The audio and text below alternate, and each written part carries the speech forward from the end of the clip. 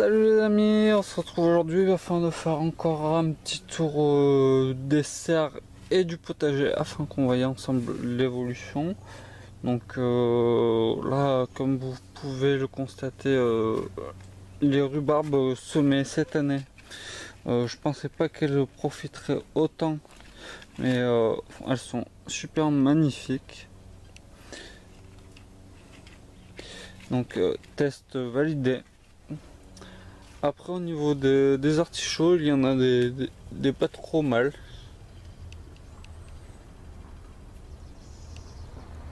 Donc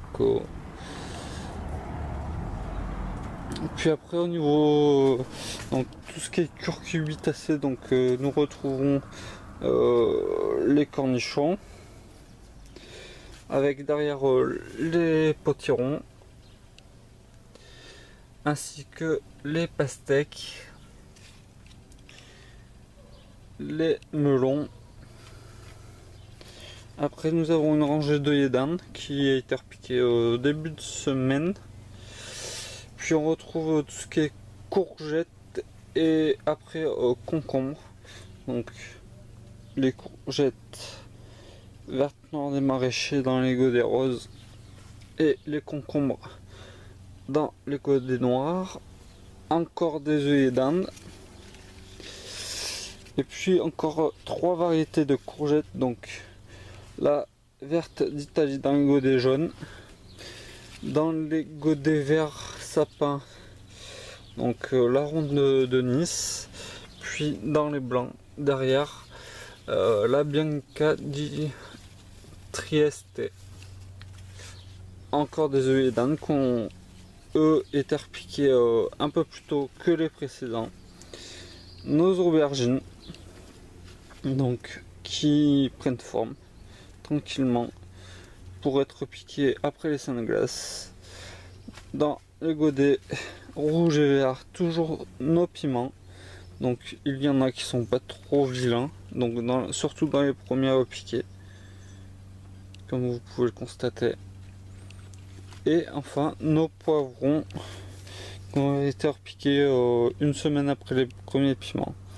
Et puis enfin nous retrouvons donc notre stock de tomates cerises qui a bien poussé depuis 15 jours.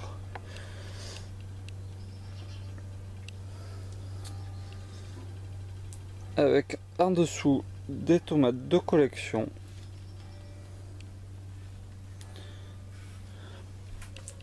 On retrouve encore donc des tomates cerises cocktail, poire jaune et poire rouge en dessous. Puis enfin nous retrouvons notre basilic, donc il y a du pourpre, du géant mammouth, du vert commun qui est repiqué un peu plus tard. Puis le long de l'autre côté, nous retrouvons donc les tomates de collection qui sont magnifiques.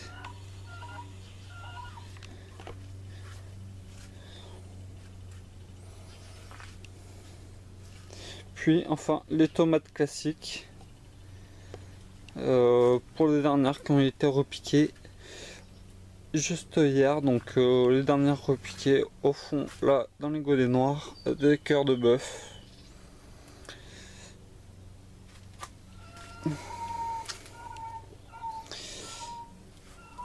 Ne regardez pas le bordel sur la table dans mon potage, j'ai pas eu le temps de la ranger, mais voilà en gros ce qui se passe dans la grande serre en ce moment.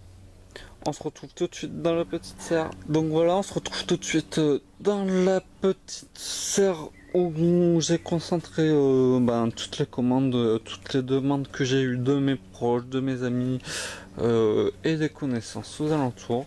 Donc toutes sont numérotées. Pour le moment j'ai 11 ou 12 commandes.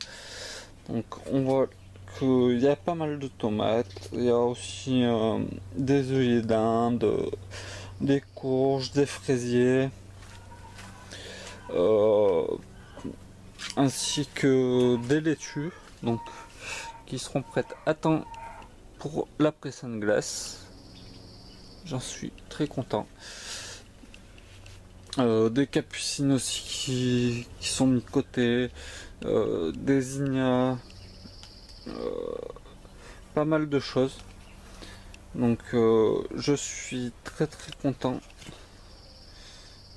car ça prend forme et ça me permettra d'avancer dans mon jardin, de faire des travaux, de vendre ces plants là. Je ne fais pas de bénéfices quand je les vends. Je vends juste pour faire quelques travaux dans le jardin et dans les serres. Donc voilà, on se retrouve tout de suite dehors.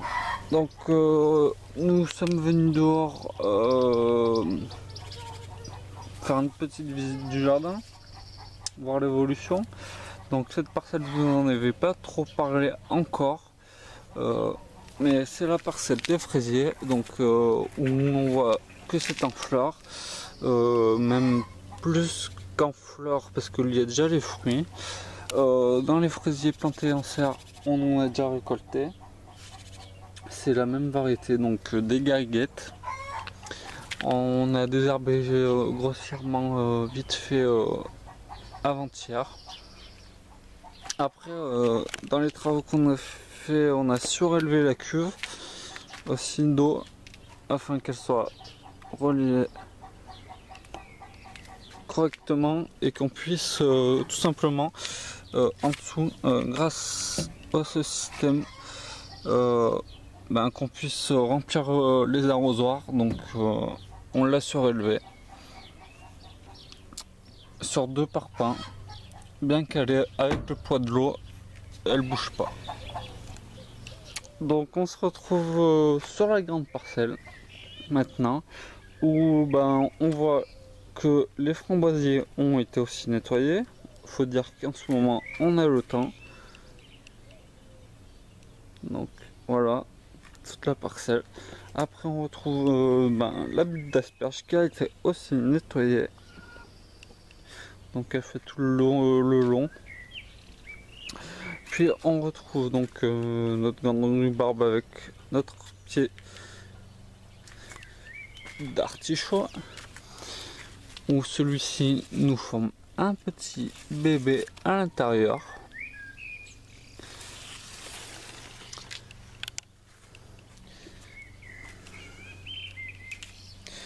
Puis là nous avons fait avec mon papa donc une petite zone florale où l'on retrouve glaïeul, tournesol, ainsi que notre haie, donc notre petite rangée de haies d'Inde qu'on a tout le long afin de mettre un peu de floraison. On retrouve aussi donc nos laitues rouges grenobloises et enfin là donc nous avons les radis et les carottes que nous avons semées en dernier, donc qui sont bien sortis, ainsi que nos poireaux d'hiver qui sont magnifiques. Les radis commencent même à grossir. Pour dire ils sont superbes. Après derrière on retrouve donc notre maïs roux,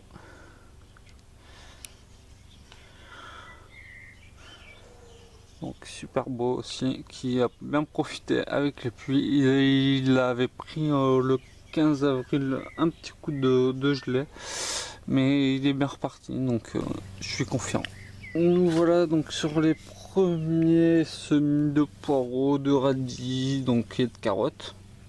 Donc on voit que les radis, il n'y en a plus beaucoup, il y a surtout de la carotte sur la rangée qui vont bientôt être éclaircies. Les poireaux ont bien profité, donc à mon avis ils seront super pour la période du repiquage au mois de mai, voire au mois de juin, début juin. Puis nous avons commencé à planter aussi donc nos betteraves entre les rangs de salade et de poireaux afin d'occuper le moindre centimètre carré du sol pour pas qu'il y ait d'évaporation.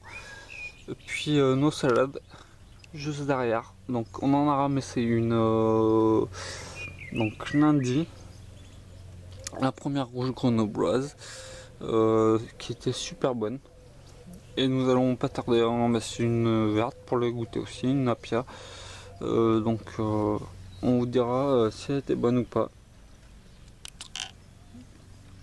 Après il y a quelques petites salades qui ont été repiquées au pied des petits pois. Donc il y a de la rouge grenobloise et de l'iceberg. Et nos petits pois qui grimpent, qui vont bientôt fleurir.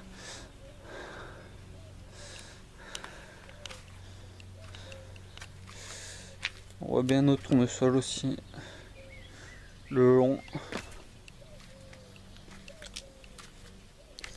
Donc, nos petits pois.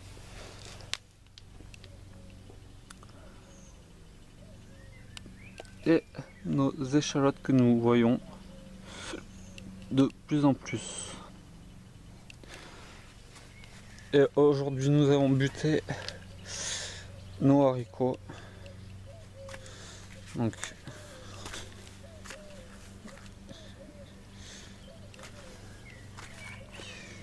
ils sont super beaux. On voit que j'ai commencé aussi à désherber l'allée en enterrant le tuyau pour eux. Les patates sont magnifiques. Elles vont bientôt être rebutées parce qu'elles le demandent.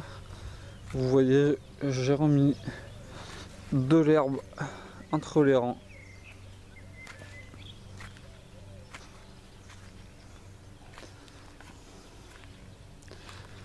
Afin de pailler et de garder un certain taux d'humidité pour que les tubercules grossissent. Et puis en bout de planche, il y a nos dahlias qui commencent tranquillement à sortir. Donc ça fera de la floraison, ça attirera aussi les insectes. Que demander de plus au potager que d'avoir une bonne pollinisation afin d'avoir une bonne fructification et une bonne récolte. Donc voilà. Après j'ai oublié de vous parler. Donc j'ai repiqué quelques plants de carbe, de poirées entre les échalotes et les petits pois que vous voyez derrière, et un peu de betterave aussi, donc un peu beaucoup même, parce qu'au total j'ai 88 betteraves.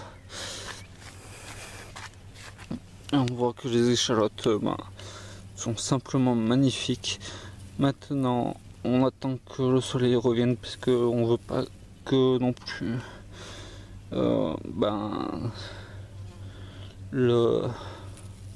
l'humidité les fasse pourrir. Ça serait dommage, parce que pour le moment ils sont magnifiques les plants. Donc voilà. Pour terminer, donc on retrouve notre pied de rhubarbe le plus gros. Donc pourtant on en récolte régulièrement, 1 à 2 fois par semaine, 1 à 2 kilos. On fait des tartes, des confitures. Puis on retrouve enfin, pour terminer,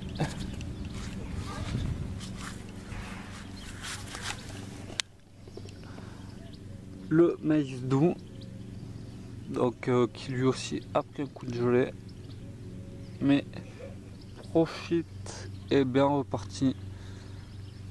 Et comme je vous l'avais déjà dit dans la vidéo précédente, tout simplement ils serviront de tuteur au concombre ou au cornichon, que je vais planter d'ici une quinzaine de jours. Donc voilà, j'espère que cette petite visite potagère et dessert vous aura plu.